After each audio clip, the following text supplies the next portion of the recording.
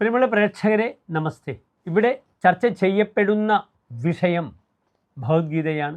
വേദവ്യാസനാൽ വിരചിതമായ ഭഗവത്ഗീതയിലെ സാഖ്യയോഗം എന്ന 2ാമത്തെ അധ്യായത്തിലെ 38ാമത്തെ ശ്ലോകമാണ് നാം ചർച്ച ചെയ്യുന്നത്.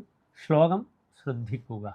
സുഖദുഃഖേ സമേ കൃത്വാ ലാഭാലാഭൗ ജയാജയൗ തതോ യുദ്ധായ യുജ്യസ്വ നൈവം പാപമവാപ്സ്യസി. ഇനി ഈ ശ്ലോകത്തിൻ്റെ പദച്ഛേദം ശ്രദ്ധിക്കുക.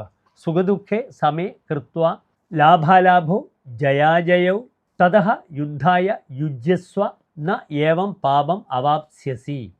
ഇനി ഈ ശ്ലോകത്തിൻ്റെ അന്വയം ശ്രദ്ധിക്കുക. സുഖദുഃഖേ ലാഭാലാഭൗ ജയാജയൗ സമയകൃത്വ തതഃ യുദ്ധായ യുജ്യസ്വ ഏവം പാപം ന അവാപ്സ്യസി. ഇനി പ്രസ്തുത ശ്ലോകത്തിൻ്റെ സാരാംശം ശ്രദ്ധിക്കുക. സുഖദുഃഖങ്ങളെയും ജയപരാജയങ്ങളെയും ലാഭനഷ്ടങ്ങളെയും എല്ലാം തന്നെ തുല്യനിലയിൽ സമഭാവനയിൽ കണ്ടുകൊണ്ട് ഹേ അർജുന, നീ യുദ്ധം ചെയ്യാൻ ഒരുങ്ങുക, തയ്യാറാവുക.